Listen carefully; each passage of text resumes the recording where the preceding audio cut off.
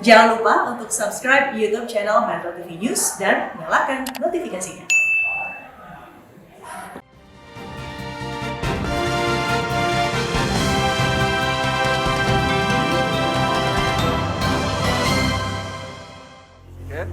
Selama libur Nataru yang biasanya akan diikuti dengan pergerakan orang besar-besaran, itu kita perketat.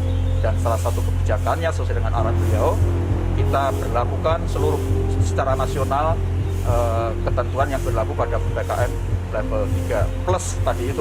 Nanti akan kita batasi dan kita larang pertemuan-pertemuan yang skala besar, misalnya apa? Yaitu pesta old and new. Itu kita larang. Yang dibolehkan pesta old and new hanya setingkat keluarga saja, mungkin 10, 50, 10, 15 keluarga mungkin masih dibolehkan. Tapi kalau di hotel menggelar rame-rame, hura-hura tidak boleh. Apalagi kemudian juga diikuti dengan pesta petasan, kemudian pawai tahun baru, itu semua nanti akan dilarang dan sekarang sedang disiapkan protapnya oleh Pak Kapolri.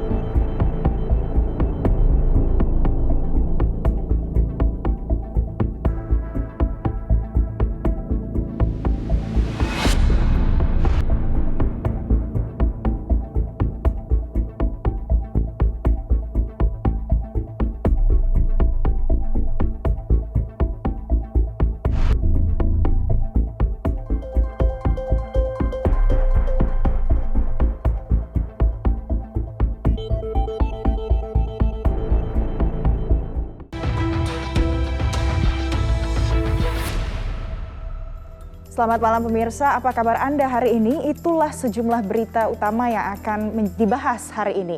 Dan 3 berita yang menjadi perhatian diantaranya akan disajikan dalam Metro This Week. Mengulas tajam berita sepekan bersama saya Valencia Melvinci.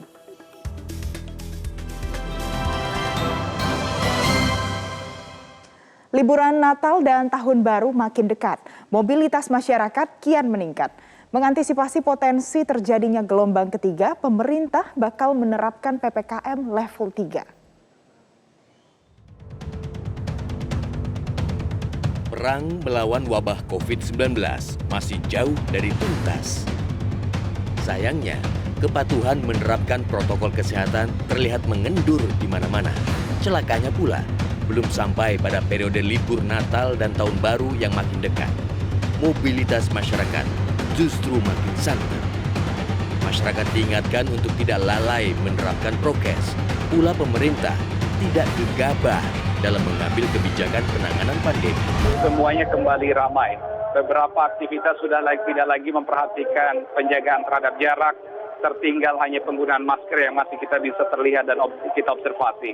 Nah, oleh karena itu kita menghimbau tidak hanya untuk masyarakat, pemerintah juga kembali untuk mengevaluasi kebijakan-kebijakan di moda transportasi baik udara, laut dan darat juga sudah tidak ada lagi penjagaan jarak ya karena kerapatan dan full capacity dan terlihat bagaimana libur Nataru tahun lalu menyebabkan setelahnya terjadi kenaikan kasus secara signifikan. Oleh karena itu sebelum dan setelah libur Natal dan Tahun Baru ini harus diantisipasi penuh. Tingginya angka mobilitas masyarakat jelang libur Natal dan Tahun Baru diakui Satgas Penanganan COVID-19. Mobilitas penduduk saat ini terus mengalami peningkatan dibandingkan saat lonjakan kasus kedua di bulan Juli lalu. Peningkatan terjadi setidaknya pada 5 titik, yaitu pusat belanja, retail dan rekreasi, ruang terbuka publik atau taman, kemudian perkantoran, dan lokasi transit. Peningkatan mobilitas saat ini hampir sama dengan peningkatan yang terjadi pada periode libur Idul Fitri 2021 lalu, yang menjadi kenaikan mobilitas tertinggi sepanjang pandemi. Mengantisipasi penularan COVID-19 di akhir tahun dan potensi terjadinya gelombang ketiga, pemerintah bakal menerapkan PPKM level 3 di seluruh Indonesia selama libur Natal dan Tahun Baru. Kebijakan itu berlaku 24 Desember 2021 hingga 2 Januari 2022. Arahan Bapak Presiden, selama libur Nataru yang biasanya akan diikuti dengan pergerakan orang besar-besaran, itu kita perketat. Dan salah satu kebijakannya sesuai dengan arahan beliau, kita berlakukan seluruh secara nasional ketentuan yang berlaku pada PPKM level 3. Plus tadi itu, nanti akan kita batasi dan kita larang pertemuan-pertemuan yang skala besar, misalnya apa? Yaitu pesta old and new. Nah, itu kita larang. Yang dibolehkan pesta old and new hanya tingkat keluarga saja, mungkin 10, 15 keluarga mungkin masih dibolehkan. Tapi kalau di hotel menggelar rame-rame, hura-hura, tidak boleh. Apalagi kemudian juga diikuti dengan pesta petasan, kemudian pawai tahun baru, itu semua nanti akan dilarang dan sekarang sedang disiapkan protapnya oleh Pak Kapolri. Diprediksi akan kedatangan 4,8 juta pemudik pada saat libur Natal dan Tahun Baru. Pemerintah Provinsi Jawa Tengah mempersiapkan sejumlah skenario untuk mengantisipasi lonjakan kasus corona.